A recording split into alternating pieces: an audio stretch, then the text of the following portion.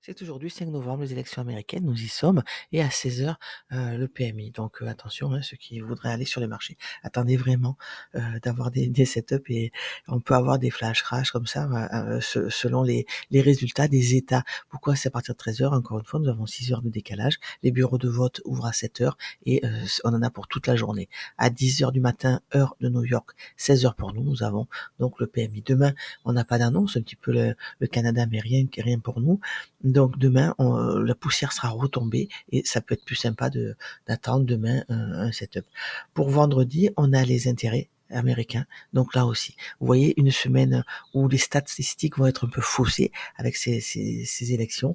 Donc soyez bien prudents, respectez encore plus votre stratégie et vos points d'entrée et vos kill zones et votre liquidité temporelle et vos niveaux clés, vous avez compris. Je suis Christine, bienvenue sur ma chaîne. Cette bougie weekly n'a qu'un jour d'existence, hein, on est encore dans une bougie interne, c'est-à-dire qu'on n'a cassé ni le haut ni le bas de la précédente. Vous voyez sur mes graphes la liquidité temporelle ici avec les bas de Monthly Weekly Daily, pareil pour les hauts. Nous avons aussi nos prix d'ouverture et nos gaps d'ouverture de début de semaine. Ce niveau-là, en rouge, vous vous rappelez hier, hein, c'est le point médian de la mèche de la bougie de la semaine dernière et c'est là-dessus que le prix a réagi. On avait ce market shift ici, on n'a pas réussi à l'open à casser au-dessus. Par contre, on a été chercher ce niveau-là. On va aller voir ce qui se passe en H4. Mais avant ça, on va aller voir un petit peu de plus près. Vous voyez que le corps de la bougie est toujours sous le gap d'ouverture de début de semaine et sous le prix jaune là de lundi 10h. Donc on n'a pas réussi pour l'instant à aller chercher même pas son point médian pour clôturer encore moins au-dessus. C'est pour ça qu'on va aller voir ce qui se passe en H4 parce que c'est toujours de la bougie, de la liquidité interne et qu'on est dans on navigue là aux alentours du prix d'ouverture de cette bougie. En H4 est très zoomé. On avait cette imbalance ici. Quand on a cassé ce haut, on a créé ce bas, vous vous rappelez. Et quand on a eu ici un reversal, on avait les yeux en bas. Cette imbalance, dans un premier temps, était grande comme ça. De cette mèche haute à cette minuscule mèche basse. Elle a été réduite par cette mèche-là qui est venue travailler cette imbalance avant de partir à la hausse et nous en laisser une autre, ce qui avait confirmé à ce moment-là notre hausse et on retraçait, on était passé du côté acheteur alors que avant ça on était du côté vendeur. Donc il nous restait cette imbalance, cet order block et cette liquidité non manipulée sous la forme du plus bas mensuel. Voilà, ceci étant dit, on a été chercher cette imbalance. Donc quand on a pris ce plus bas immédiat, on a créé ce haut au moment de cette impulsion qui nous laisse une imbalance. Et quand on a eu ce choc interne ici, on en a déduit qu'on était dans cette fourchette. En weekly, vous vous rappelez, les deux bougies précédentes sont baissières, donc on présume que celle-ci le sera aussi. C'est juste une question de probabilité, hein. Ce n'est pas à 100%. Donc nous étions dans cette fourchette-là. Et vous le voyez, on confirme en H4 qu'on est dans la liquidité interne. On n'a pris ni le haut ni le bas, c'est normal. Aujourd'hui, ça va pulser et on va sans doute prendre les deux, hein. Je pense vraiment qu'on va y arriver. Donc le prix d'ouverture est ici et là, vous vous rappelez, c'est le point médian de la mèche en weekly. En montant, nous avons laissé cette imbalance-là et nous avons réagi sur ce market shift. Je reviens pas dessus. On l'a vu hier. On n'a pas réussi à prendre cette liquidité. On n'a pas réussi à atteindre cette imbalance et encore moins le gap d'ouverture de la semaine d'avant. Vous l'avez compris. Si on continue la hausse, ça va être des objectifs. Néanmoins, cette imbalance baissière ici n'a pas laissé d'imbalance. Les deux bougies sont connectées. On en a une petite ici et qui est en train de s'inverser. Néanmoins, il reste 10 minutes à cette bougie H4. Cette inversion n'est pas confirmée jusqu'à la clôture de la bougie. On peut très bien faire une mèche et clôturer en dessous pour aller chercher nos niveaux. En M15, vous voyez que le cours est dans une tendance haussière. On fait des plus hauts plus hauts et des plus bas plus hauts. Juste ce retracement avec l'ouverture de minuit ici. On a déjà pris l'Asian High et au-dessus de nous, qu'est-ce qu'on a? On a cette petite imbalance. Voilà, on cherche nos niveaux et surtout on est dans cette bougie qui m'intéresse, c'est ce breaker. Dernière bougie baissière avant la hausse. Les breakers, je les mets en turquoise. Voilà. Qui doit marcher pour nous renvoyer à la baisse, hein, si c'est ce que le prix a décidé de faire. Encore une fois, on est hors kill zone, c'est une journée particulière, je ne reviens pas là-dessus. Il suffit de remonter les graphes avec les kill zones. Chez moi, elles sont l'Asian est en rose, la London en bleu, et ici c'est la journée de New York qui est en vert, et vous voyez très bien que c'est là qu'on doit attendre nos setups. Ici, quand on a eu hier, je ne reviens pas dessus, si je vais revenir dessus, pardon, quand on a eu notre préparation entre la fin d'Asian et le début de Londres, le cours prépare le setup de la matinée, on a eu cette impulsion baissière qui nous laisse une imbalance, qui nous a laissé ici ce breaker, dernière bougie baissière avant la hausse. Et quand on l'a cassé à la baisse, on s'attend à ce qu'on ait une réaction dessus pour continuer, puisque c'est une inversion. On avait pris l'Asian High, vous vous rappelez, on n'a pas réussi à atteindre ce niveau-là. Le prix d'ouverture de minuit était à ce moment-là, et regardez comme ça sert bien de support et de résistance. La kill zone de New York a vraiment été butée dessus pour continuer sa chute. Pourquoi je vous dis que c'est très important d'attendre le niveau, les fractales, par exemple le M15 pour entrer en M1, parce que si on n'attend pas ce niveau, vous avez 1000 raisons de vous faire défoncer, hein, c'est clair. Donc hier matin je l'ai acheté, pourquoi? Parce qu'on avait ce prix de 10 heures ici, on était dans notre gap d'ouverture début de semaine et qu'on a eu un setup en M1, on peut aller le voir tout à l'heure, mais néanmoins une fois ce trade a fait TP2, hein, ensuite il a fini BE, je n'étais pas là hier après-midi, je n'ai pas travaillé. J'ai décidé d'attendre la fin de semaine. Vous le savez, on a eu des grosses semaines. Hein. On a très bien travaillé jusqu'à ce mois de novembre. Donc, bon, tranquillement, cette fin d'année, je ne vais prendre que des trades sécures et surtout quand j'aurai le temps. Vous le savez, le but, quand on arrive à avoir confiance dans notre stratégie, c'est la liberté. On a tous commencé pour ça. Et une fois techniquement on sait faire et que on a confiance en notre stratégie, la psychologie nous permet d'arriver enfin à le but qu'on s'était fixé avant d'attaquer. Donc là, il faut garder quand même les bons objectifs. L'objectif reste malgré tout de respecter notre checklist, notre setup, de respecter nos concepts et notre stratégie. C'est le seul moyen d'avoir assez confiance pour pouvoir être un trader et pas un gambler. Donc ils nous ont fait hier de belles entrées. J'ai vu sur le groupe que certains les avaient pris, donc je suis un peu ému même et ravi de voir les progrès que vous faites.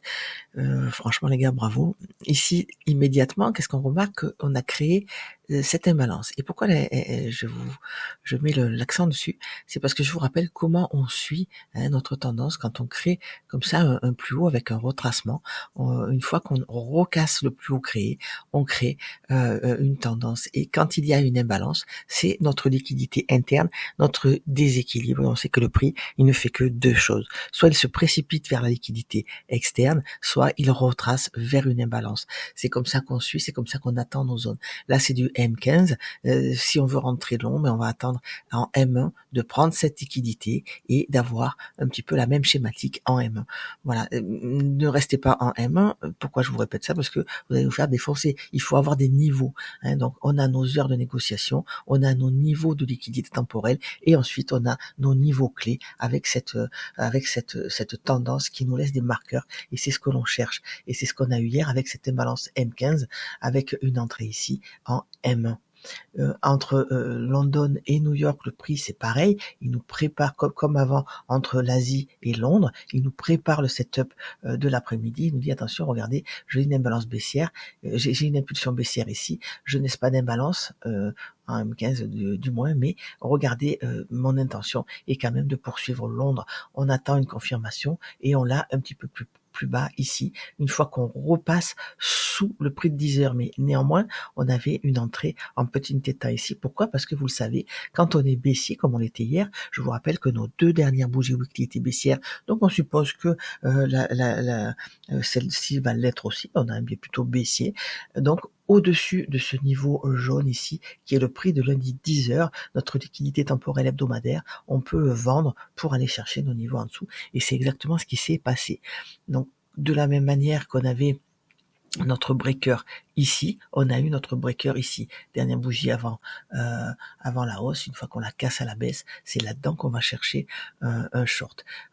On a le phénomène qui est en train de se réaliser ici. On va voir comment on traite cette imbalance là au même titre qu'on a regardé comment traiter cette imbalance ici. Quand on a cette bougie là baissière, c'est quoi? C'est aussi un breaker, dernière bougie baissière avant la hausse, mais qui agira un petit peu plus tard, puisque là nous sommes high, low, higher high. Dans cette trend, qu'est-ce qu'on remarque? Nous, ce qu'on cherche, c'est les order blocks.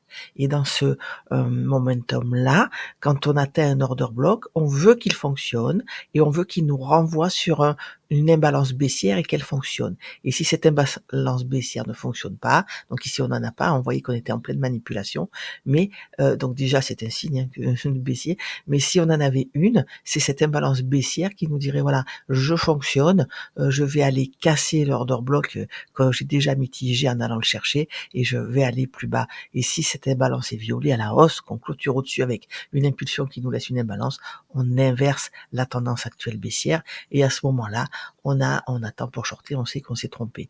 Il faut accepter de se tromper, c'est le jeu de l'ego. Quand on se met devant nos graphes, on le pose sur la table et on le récupère après. C'est lui qui va vous flinguer vos prises de décision. Donc avant d'aller voir en M1 ce qui se passe, et ce qui s'est passé hier, j'ai noté donc mes imbalances qui m'intéressent. Pourquoi celles-ci? Évidemment parce qu'elles sont au niveau d'un breaker, donc elles sont très fortes. Ici aussi, on est au niveau de notre gap d'ouverture de début de semaine. Vous voyez qu'on a cassé ces niveaux-là avec ce lot ici et qu'on a laissé cette imbalance. Donc elles sont intéressantes et c'est là qu'on va voir les entrées que l'on a eues. On va aller voir aussi ce qui se passe actuellement. Nous voilà en M1 dans cette fameuse imbalance M15 et c'est pour ça que je vous dis d'attendre les PO M15 pour rentrer en M1. Ça évite tout un tas de choses. Ici, on avait créé ce bas non manipulé. Donc, on attend de voir ce qui se passe sur ce bas. Si on a un setup aussi sur ce bas, avec cette attente de ce prix au-dessus, on peut rentrer long. C'est ce que j'ai fait d'ailleurs hier. J'ai pris un TP1, un TP2 et ensuite le trade de la fini BE évidemment. Mais si on attend la liquidité interne en M15 et les hauts et bas non manipulés M15, normalement, on évite plein de petits stop loss. Et c'est cela qui vous flingue votre rentabilité, hein, vous le savez. Donc, une fois qu'on a atteint cette impulsion haussière a atteint cette imbalance, on sait qu'on peut se renverser. Et c'est là qu'on fait la lecture approfondie. C'est-à-dire qu'en M1, on marque nos hauts et nos bas. Chaque fois qu'on casse un haut, il apparaît visuellement un bas. Ici, il est intéressant parce qu'il est au niveau de cette imbalance. Donc, quand le prix a fait cette imbalance et qu'on est revenu, à ce moment-là, j'étais pas inquiète. Hein, mon entrée était à BE. Impulsion haussière qui laisse une imbalance. Bon, mais je savais qu'on allait chercher au moins ce niveau-là. C'est ce qu'il a fait. Une fois qu'on a cette impulsion baissière qui nous laisse une imbalance au niveau du breaker, à ce moment-là, on se dit voilà, j'ai pris ce petit haut, c'est un choche en liquidité interne, on peut se renverser. Donc je surveille mon haut non manipulé qui est là, et quand on a une impulsion haussière, on n'a pas cassé ce lot, on est toujours dans la liquidité interne avec cette idée qu'on a pris ce plus haut, qu'on a une inversion ici. Quand on a ce setup haussier, je ne le shorte pas. Je sais qu'on peut repasser en premium et aller chercher notre liquidité au-dessus de la même manière qu'on l'a vu en M15. Mais ça se répète en M1. C'est exactement la même chose. C'est pour ça que c'est là que la patience est mise à rude épreuve et que si on rentre short à ce moment-là, il faut avoir la notion de se dire, voilà, on est dans cette fourchette de liquidité. L'order block a fonctionné. Quand on veut un reversal, qu'est-ce qu'on attend d'un order block haussier qui nous renvoie sur une imbalance baissière et que celle-ci fonctionne. Donc ici, on a eu évidemment de la liquidité interne. Hein, là, il y a eu de la casse, je pense, pour les gens qui sont rentrés là, à moins qu'ils n'aient de la patience et d'expérience. Mais ici, regardez, on ne prend pas ce haut. Impulsion baissière qui nous laisse une imbalance au niveau du breaker. Donc là, si on est rentré à ce moment-là, on se dit bon ben alors, c'est un reversal. Si on est long ici, on peut sécuriser à stop profit parce que normalement on sait qu'on va chuter. Et c'est exactement ce qui se passe. Maintenant, qu'est-ce qu'on a eu l'après-midi? On a eu le même phénomène. On est revenu dans une imbalance baissière M15. Donc à ce moment-là, on fait pareil avec nos petits 2 traits, ça suffit. Hein, regardez. On casse le plus haut et au moment où on casse le plus haut, on surveille le plus bas. C'est pas plus compliqué que ça. Quand on casse ce haut, on se dit voilà, j'ai créé ce bas. Impulsion haussière qui laisse une imbalance, à ce moment-là, il est trop tôt pour shorter. pour moi. Il y en a qui ont la confiance, hein, qui traitent en M15, donc ils se mettent à la vente ici avec un stop au-dessus de la liquidité précédente et qui acceptent des grands stops. Personnellement, je suis une scalpeuse parce qu'on a tous une aversion au risque différent. Encore une fois, il y a autant de méthodes que de traders et ça, il faut faire avec ce que vous êtes. C'est le grand voyage intérieur du trader, apprendre à se connaître. Bon, je ferme la parenthèse. Une fois qu'on clôture sous ce lot ici, on regarde si il y a moyen que ce soit un reversal. Et oui, on est dans notre imbalance ici. Le haut précédent est sauf. On a créé ces equals, mais vous voyez qu'on a clôturé au-dessus et en dessous. On a eu cette impulsion baissière, on n'a pas laissé d'imbalance, on n'a toujours pas laissé d'imbalance. Là, on est vraiment dans la manipulation. Donc, quand le prix remonte sur cette liquidité-là, on se rappelle que c'est le niveau de market shift, impulsion baissière qui nous laisse une imbalance, et à ce moment-là, on sait qu'on a bien vu et qu'on a notre reversal. Le prix remonte et regardez, on refait des equals avant de chuter. Donc ce haut est sauf. Cette imbalance ici nous confirme un petit peu le choc que nous avons à ce moment-là. Et si on attend, personnellement, je suis plus du genre à attendre. Je vais attendre d'inverser la minuscule imbalance que nous avons là, impulsion baissière qui nous laisse ce volume imbalance. Donc voilà l'entrée que nous avons eue hier, les deux entrées que nous avons eues hier, qui étaient flagrantes, c'était des cas d'école, et c'est pour ça que je vous les montre aujourd'hui. Là, tout de suite, qu'est-ce qui s'est passé? Vous vous rappelez qu'en M15, on avait cette imbalance, on est hors kill zone, il n'est que 8h15, donc le prix a eu cette inversion, et c'est là qu'on fait avec nos petits traits, là, quand on casse le plus haut et qu'on clôture sur le plus bas, on se dit, pourquoi? Là, on a notre imbalance, on ferme l'imbalance, l'order block ici fonctionne, et il nous renvoie dans une imbalance qui fonctionne aussi avec cette impulsion qui nous laisse une imbalance. Donc là, où va-t-on? Qu'est-ce qu'on va chercher comme liquidité?